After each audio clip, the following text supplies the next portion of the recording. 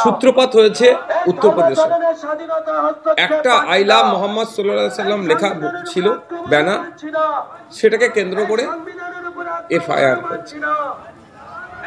তারপরে সেটাকে দেখতে দেখতে মহারাষ্ট্র সরকার আর গুজরাট সরকার এই কাজ করেছে, এর বিরোধিতা করে যে আই লাভ মোহাম্মদ সাল্লাল্লাহু আলাইহি সাল্লাম লেখা যাবে না।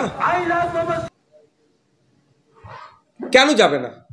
সংবিধান যেখানে পূর্ণ স্বীকৃতি দিয়েছে, পূর্ণ অনুমোদন দিয়েছে, আর্টিকেল 25 কনস্টিটিউশন অফ ইন্ডিয়া খুললে দেখতে পাবেন আপনারা যে আপনি আপনার ইচ্ছা মতো ধর্মকে চুজ করতে পারেন, ধর্মের অনুশীলন আচার আচরণ করতে পারেন এবং ধর্মকে আপনি প্রচার করতে পারেন। এর পূর্ণ স্বাধীনতা ধর্মনিরপেক্ষ ভারতবর্ষে সংবিধান প্রত্যেকটা মানুষকে দিয়েছে। তাহলে একজন ব্যানার লাগালে সে তার ধর্মের প্রচার করলো, তার অনুশীলন করলো। কারণ আপনারা জানেন সর্বকালের সর্বশ্রেষ্ঠ মহামানব হযরত মুহাম্মদ সাল্লাল্লাহু আলাইহি ওয়াসাল্লাম তার জন্ম আগমন দিবস উপলক্ষে বিভিন্ন জায়গায় বিভিন্ন ধরনের সামাজিক ধর্মীয় অনুষ্ঠান হয়ে থাকে, তাকে ঈদে মিলাদুন নবীও বলা হয়, বিভিন্ন নাম দেওয়া হয়। তারই একটা অংশ হিসাবে ব্যানার লাগিয়েছিল। তো ব্যানার লাগানোর জন্য গ্রেফতার করেছে, এফআইআর হয়েছে। তার বিরুদ্ধে আমাদের একটা আজকে আমাদের ফুরফুরা শরীফের পীরজাদা আব্বাস সিদ্দিকী ভাইজানের নেতৃত্বে একটা মিছিল ছিল, ধিক্কার মিছিল।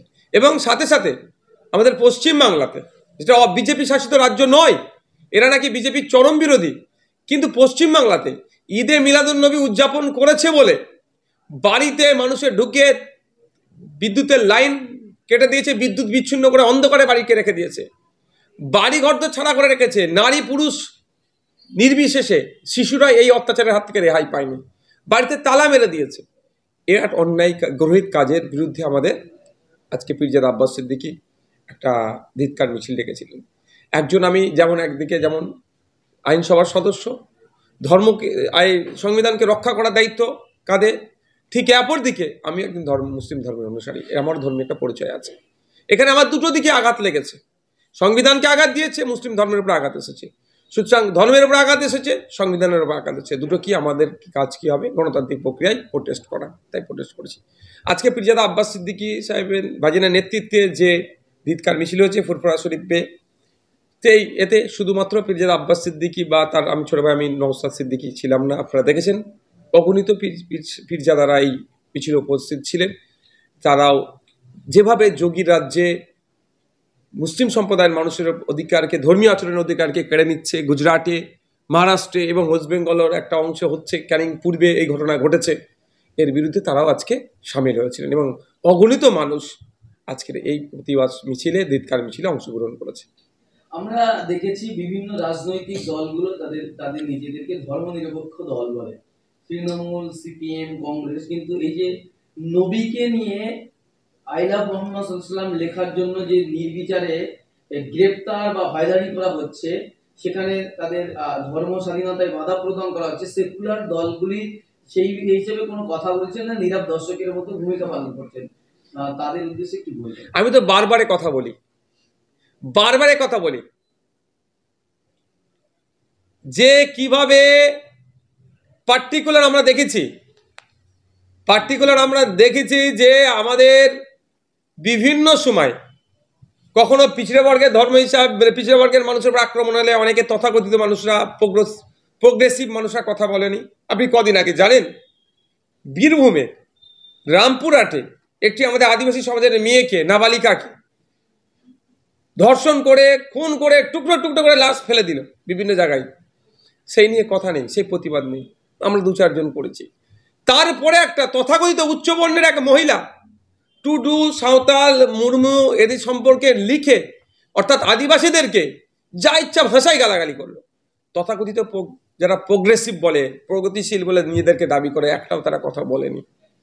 ঠিক একইভাবে দেখবেন বিভিন্ন সময় মুসলিম ধর্মের মানুষকে বিভিন্নভাবে আক্রমণ করা হচ্ছে, ধর্মীয় পরিচয়ের কারণে তারা আক্রান্ত হচ্ছে, ধর্মকে অবজ্ঞা মানে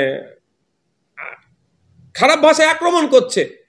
সেই সময় অনেক সেকুলার দল যারা সেকুলার প্র্যাকটিসে বলে বিশ্বাসী বা সেকুলার প্র্যাকটিস করে, তাদেরকে দেখতে পাওয়া যায় না তারা এটা প্রতিবাদ করছে। তবে একটা কথা, কে প্রতিবাদ করছে না করছে, সিলেক্টিভ প্রতিবাদ করছে, ওতে আমরা নয়। আমাদের অবস্থান স্পষ্ট, যখনই কোনো অন্যায় হবে অন্যায়ের বিরুদ্ধে আমরা কথা বলবো। সে ধর্মীয়ভাবে সংখ্যালঘু হতে পারে, জাতিগতভাবে সংখ্যালঘু হতে পারে, ভাষাগতভাবে সংখ্যালঘু হতে পারে, বর্ণগতভাবে সংখ্যালঘু হতে পারে, সাংস্কৃতিকভাবে সংখ্যালঘু হতে পারে। সে দেখার দরকার নেই বাসায় সংখ্যাগুরু হতে পারে। অন্যায়ের বিরুদ্ধে আমরা কথা বলবো। বিষয়টা নিয়ে কি বলবেন? দেখুন, আমি একটা কথা বলি, এটা জাহান্নামের কুকুরটা যখন বলেছে, বিষয়টাকে আপনারা ভালো করে জানেন, এটা ধর্মীয় অ্যাঙ্গেল থেকে বলেছে। তো সেটা মুফতি সাহেব যারা আছেন বা মৌলানা যারা আছেন নিশ্চিতভাবে সঠিক উত্তর দিয়েছেন।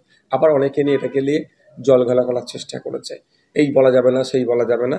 আমি এতটুকু কথা এই বিষয়ে বলবো, ধর্মীয় বিষয়ে আমি একজন রাজনৈতিক নেতা হিসাবে ধর্মীয় বিষয়টাতে আমি বেশি ঢুকতে চাই না। ফতোয়া ফারাজ বা এই বিষয়টাতে আমি বেশি ঢুকতে চাই না। আমি একটা কথা বলবো, যে আব্বাস সিদ্দিক ভাইজান যে কথা বলেছেন, নিশ্চিতভাবে শরীয়তের গণ্ডির মধ্যে থেকে ওই ওই ভাঙড়ে নবী দিবস উদযাপন করতে গিয়ে যে কথা বলেছিলেন, শরীয়তের গণ্ডির মধ্যে থেকে বলেছেন। যে আজকে যেটা আব্বাস সিদ্দিকী ভাইজান অভিযোগ তুলেছেন, যে আপনিও বারবার বলছেন, সেটা হচ্ছে যে ক্যানিং এ যারা ইসলামিক ধর্মসভায় জলসা শুনতে গেছে, নবী দিবস জলসা শুনতে গেছে, সেখানে তাদের ঘরের বিদ্যুতের লাইন কেটে দেওয়া হয়েছে। এই এই বিষয়টা কিভাবে দেখছেন, যে আজ যে সাধারণ মানুষের বিদ্যুতের অধিকার থেকে মুক্তি তাদেরকে ছিনিয়ে নেওয়া হচ্ছে? ভাবতে পেরেছেন, বাড়িতে তালা মেরে দিয়েছে, ঢুকতে দেব না। কেন যাবে তোমরা ধর্মসভাতে? মানে উত্তরপ্রদেশে হচ্ছে, কেন আই লাভ মোহাম্মদ সাল্লাল্লাহু লেখা ব্যানার থাকবে, মামলা তোর নামে দেব।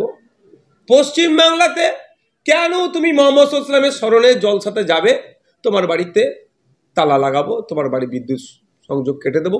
এতে সাফার কারা করছে? শুধু যারা পুরুষরা গেছে তারা নয়, মহিলা শিশু তারাও সাফার করছে। এদিকে সংখ্যালঘু দরদি সরকার এই নটোরিয়াস ক্রিমিনালটাকে দায় দিয়ে ভাবছে কি, মানে কোনো একটা রাজনৈতিক দল, কোনো একটা মাসলাকের উপরে আক্রমণ করছে না, এরা সমগ্র মুসলিম জাতির উপরে আক্রমণ করছে। লড়াইটা তো এরা জায়গায় জায়গায় লাগাচ্ছে, তৃণমূল ভার্সেস ফুরফুরা শরীফ, তৃণমূল ভার্সেস মুসলমান। এই শওকত মোল্লার নেতৃত্বে এটা হচ্ছে আগামী দিনের খেসারত দিতে হবে। আমি নবী দিবস পালন করলে আমার যদি বাড়িতে তালা লাগিয়ে দেয়, আমার ভোটটা মনে হয় কোনোদিন তৃণমূলের পক্ষে আর যাবে? এটা যদি তৃণমূলের মানে ঊর্ধ্বতন নেতৃত্বটা না বুঝতে পারে, ওই নটোরিয়াস ক্রিমিনালটার যে বাড়বাড়ন্ত যেদিন আটকায়, তাহলে কিন্তু আগামী দিনের ফল বুঝতে পারবে।